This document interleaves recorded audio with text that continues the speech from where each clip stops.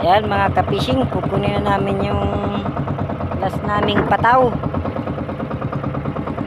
Shout out pala kay Ronel De Los Santos na nandun sa Maynila. At sa aking kapatid rin na nasa Maynila, shout out kay Johnny. Yan, kung gusto mong pumunta rito, magkasyon ka para naman makatikim ka ng mga sariwang isda.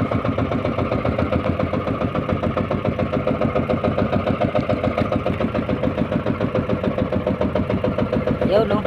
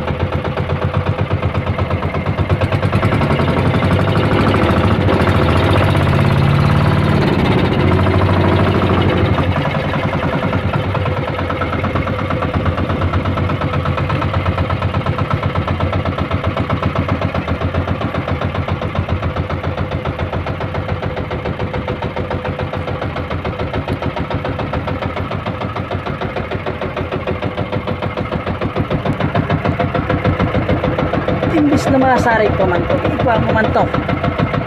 Buhay ko. Sabot mo na yan. Ano yung pagbaliktad to? Sa 2 kilo na yan. Tandaan mo. Pangaranan mo.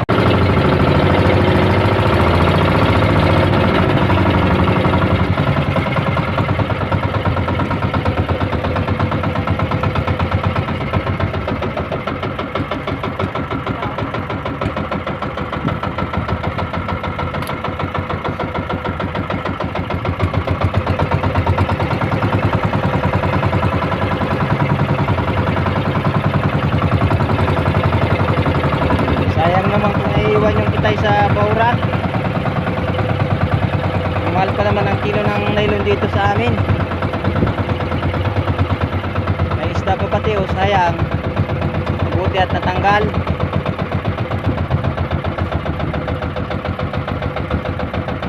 Yun, naripan si Ka-Fishing Mix magtanggal kasi yung sima nung kawil ay nakalagay dun sa matigas na parte ng ngipin ng isda.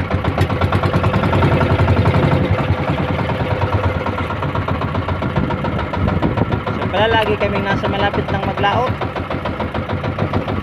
Hindi pa kami napunta doon sa mga malalayo na minsan nananak po kami mga 7 oras o 6. Sa mga susunod na adventure namin, malalaking isda ng huli namin sa mga buwan ng October or November, ganyan, doon sa malalayo. Hindi iba na naman kami mga palakaya sa susunod.